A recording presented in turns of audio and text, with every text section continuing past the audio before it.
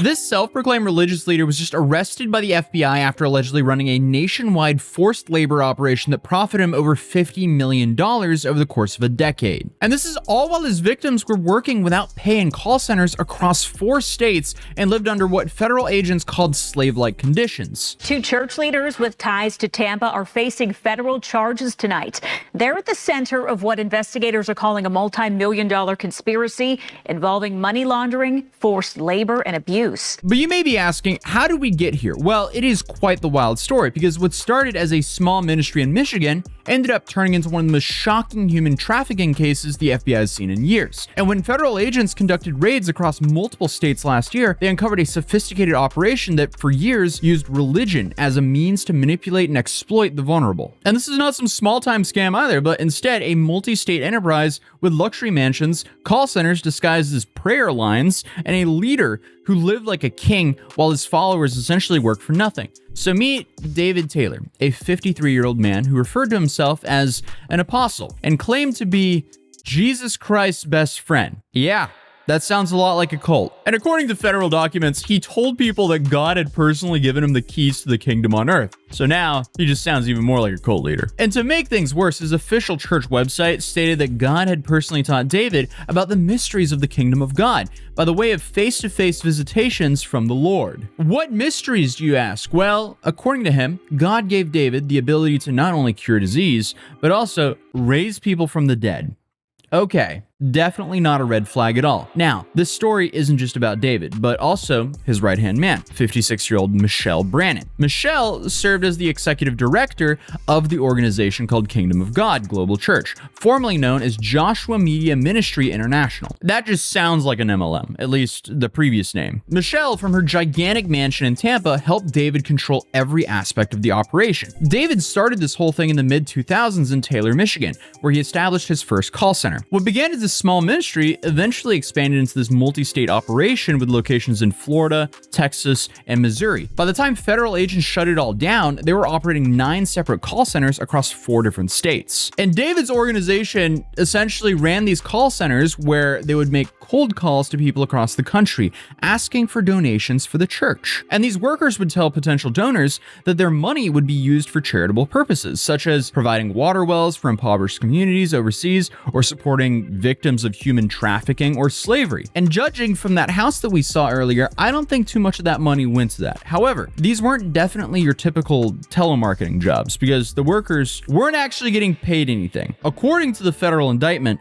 David convinced people to come work for him full-time as unpaid volunteers. He would then tell them that anyone who defied his orders and commands were defying God and would suffer in hell. And to make things even wilder, some of these workers were called armor bearers, who basically were David's personal servants who had to fulfill his demands around the clock. And the armor bearers, they would have some pretty disturbing responsibilities, like transporting women from ministry houses, airports, or any other location to David's, and then ensuring that they took Plan B after they interacted with David. We're just getting into the story, and somehow it sounds like Surviving R. Kelly already. But these call centers operated every single day, and workers were given some out-of-the-pocket daily, weekly, and monthly, and even yearly monetary goals, like raising $164,000 in a single day. And if they didn't hit those numbers, well, things just got worse for them. The federal investigators said that David and Michelle Brannon controlled particularly every aspect of the workers' lives. The victims slept either at the call center facilities themselves or in what they called ministry houses, and they weren't allowed to leave without permission. Workers were also required to cut off contact with any family or friends who questioned the church's righteousness, and David would demand that any full-time staff give up outside employment entirely and dedicate their lives fully to the ministry. And allegedly, the organization also had a twisted system where they forced workers to apply for government assistance like EBT cards and food stamps by claiming they were homeless. Then the workers had to turn over these benefits to the church staff to buy food for the organization. Dude, that mortgage must have been killer. Sorry, I'm still hung up on the house because bro literally had to have slaves to fund that thing. That's how big it was. And I guess lie that he was raising money to end slavery as he was having slaves fund the thing. I mean, It's crazy. This is wild. It's like he was trying to do the whole like P. Diddy thing without a successful music career or owning the Ciroc vodka brand. I guess he just did all of this off of call centers. But when workers failed to meet their quotas or disobeyed orders, they faced a range of punishments that the prosecutors laid out in detail. These included like public humiliation, food restrictions, sleep deprivation, physical assaults, and something called rebukings. And I had no idea what a rebuking was, so I found out it was essentially a yelling and humiliation and violence ritual, which does not sound too fun at all. This whole situation sounds pretty awful to me. Very not swag. And then to make things worse, when workers weren't performing up to David's standards, he would sometimes have water thrown at them to wake them up, or he would cut down their sleeping hours even shorter. Because obviously that is how you get a sales rep to perform better. I love that he's not only a horrible human being, but he's also just a massive idiot. Because like the dude would also tell workers that they were serving God through their suffering and that questioning him was like the same as questioning divine authority. Come on, dude. Imagine the burden of living with yourself being that much of a piece of shit. I mean, that's probably why he had to distract himself with all the pleasures. But hey, while his workers were living under these like inhumane conditions, David was using these millions of dollars in donations, or I guess, see, the donors thought they were actually donating something good. So this money was then used to fund his incredibly lavish lifestyle. As you clearly saw by that house. Yeah, I'm still stuck on that house. That's a massive crib. But hey, since 2014, the organization has brought in approximately $50 million through these call centers. And the federal indictment lists some of these like crazy purchases that he did, including what is this? A Mercedes-Benz? Doesn't specify what, but he paid $63,000 for it. So that could be like an older S-Class or like a C63. He has a Bentley Continental here. He has a Crown Line boat. He also has another Bentley Continental. He has a Bentley Mulsanne. He has another Mercedes-Benz and another Mercedes-Benz and another Mercedes-Benz. He has 5 ATVs, 2 jet skis, 1 jet ski trailer. Oh, and 2 more jet skis and a jet ski trailer, and 125 pounds of super colossal Red King crab legs.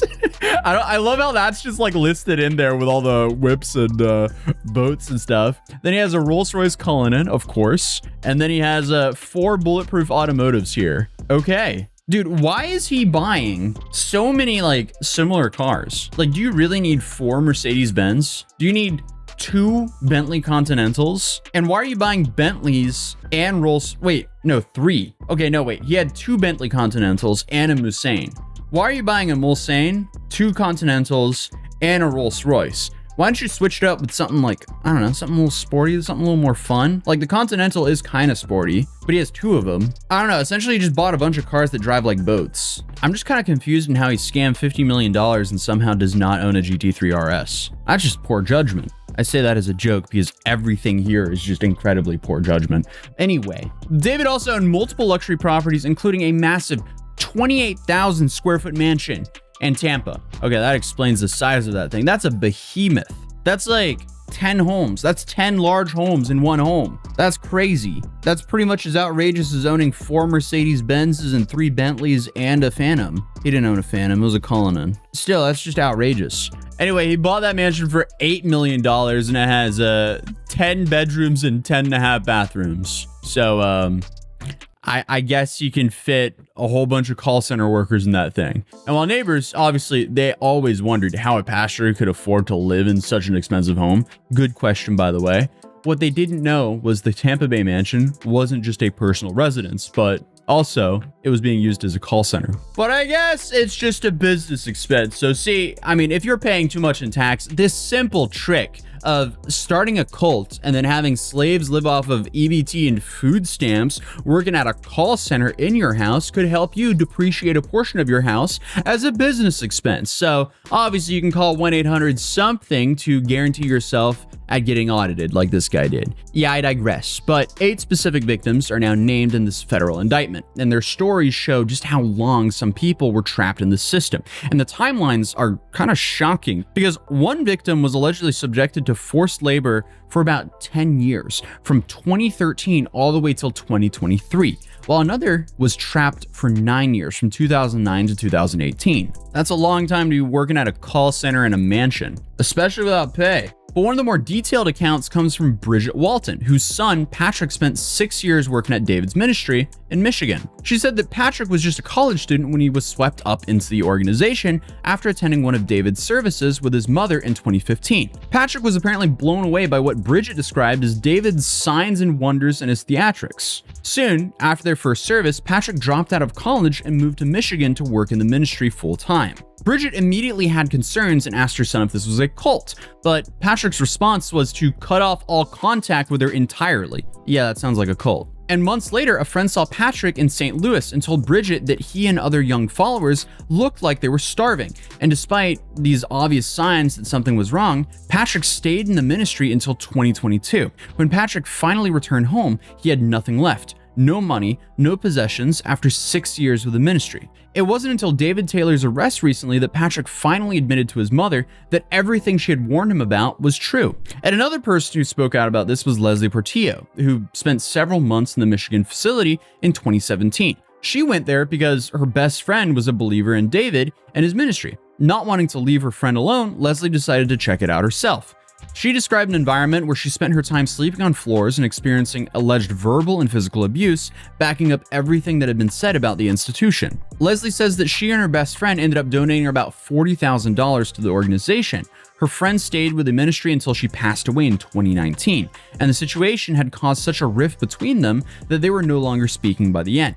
And one of the most high-profile people to speak out against David was Vicky Yo, a Grammy-nominated gospel singer with over 1.2 million followers on her Facebook page. She was actually in a romantic relationship with David for about 16 months, starting in 2017, where she sang at one of the ministry's services. David would apparently have Vicky promote his book and ministry on her social media accounts, requiring her to post about it every day. And when she didn't comply, apparently it was like the end of the world to this guy. How would you describe your relationship with Mr. Taylor? I thought I was in love with him, you know, but when I look back at it, he really just used me because I have like 1.2 million on my Facebook page, my platform. He would have me promote his book. If I didn't promote his book every day, it was like the end of the world. Like, you know, he wanted me to interview people that saw Jesus. So when I look back on it, he used me for my platform. He did not love me. He did not, because it was all about what I can do for him. After she ended the relationship and published a book herself in 2020 called All You Have Is a Voice, Free from a Hidden Cult, the backlash was immediate. When I spoke out against this monster, I had so many people saying, you're just a woman scorned. He cheated on you. You got names of a couple women. But I knew it was more than that. I knew it was more than that. And I got criticized. People just thought I was crazy. But then something happened that validated everything Vicky had been talking about. More than 100 women reached out to her, saying they'd also been in relationships with David Taylor, with many of them claiming that he had told them that they were his wife. And I would say stuff to David.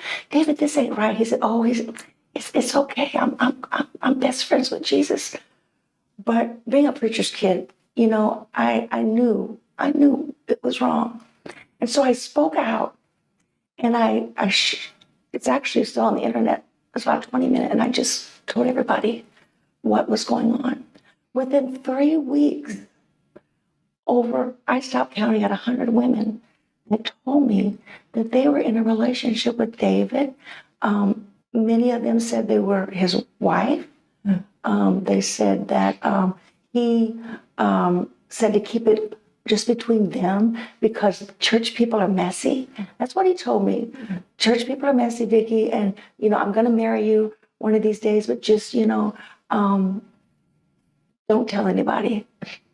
And so all these women are out there thinking that this man is going to be the one that they're going to marry. Loves them. And after publishing her book, Vicky says she received life threats from church members and chose to not speak about David ever again, until his arrest finally happened. The investigation into David Taylor and Michelle Brandon's operation involved multiple federal agencies and took years to develop, since a lot of organizations and different people had been trying to expose them for years before law enforcement finally acted. One of the investigators said they knew something was wrong when an organization that was bringing in millions of dollars was getting sued for non-payment to vendors. After all, when you're taking in that kind of money and you're buying mansions and when you buy luxury automobiles, how could you not have the money to pay a vendor? It raised a question, and that was one of the starting points of the search. Then on August 27, 2025, federal agents executed a coordinated nationwide operation for the takedown. David Taylor was arrested at a property in Durham, North Carolina, while Michelle Brandon was taken into custody in the Tampa mansion, simultaneously. And at the same time, different raids were also occurring at the church properties in Houston, Michigan, and Missouri. And what's kind of interesting is, despite all the federal charges and the arrests, the church's prayer line was still active for a while and was being answered by workers even after their leaders were taken into custody. Like when some journalists called the number during the week of the arrest, someone was still picking up on the other end. The case is currently being prosecuted out of the Eastern District of Michigan, where the organization was headquartered, and the legal proceedings are expected to continue there. For the victims, this arrest represents the end of what may describe as a nightmare that lasted years, or even decades. Employment lawyers say if the allegations are proven true, the hundreds of victims could be entitled to substantial damages, including double their lost wages, plus attorney's fees. And as of right now, federal authorities are encouraging anyone with any information about human trafficking to contact this hotline right here. And obviously, this operates 24 hours a day. And as of now, David and Michelle are facing serious federal charges, including conspiracy to commit forced labor, and conspiracy to commit money laundering. And unfortunately for them, each of these charges carry a max sentence of 20 years in federal prison. So if convicted on all counts, they could face up to 60 years behind bars and millions of dollars in fines. And since they're in their 50s, that would essentially be a life sentence. And not only that, but of course, federal prosecutors also said they could be forced to forfeit any funds or property that resulted from their alleged criminal activities. So after years of operating under the radar, David Taylor and Michelle Brandon are finally facing the full weight of federal prosecution for one of the most extensive forced labor operations disguised as a religious ministry in the United States. And it's almost a relief that even after all this time, at least now the truth has finally come to light and justice can actually be served, even if it took a while. In some cases, it's just better late than ever. At the end of the day, this really goes to show how long people can get away with terrible things when there's no spotlight on them. But stories like this might take some time to unfold, but thankfully the spotlight is now there, so the story is finally being told. Either way, if you want another video like this, you can click here. If you're new here, feel free to subscribe, drop a like if you enjoyed this video, and I'll see you guys in tomorrow's video. Peace.